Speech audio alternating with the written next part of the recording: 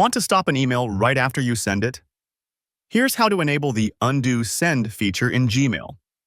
First, open your web browser and go to mail.google.com. In the top right corner, click on the Settings gear icon. Then click on See All Settings.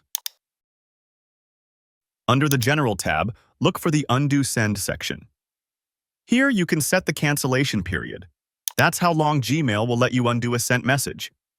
You can choose between 5, 10, 20, or 30 seconds.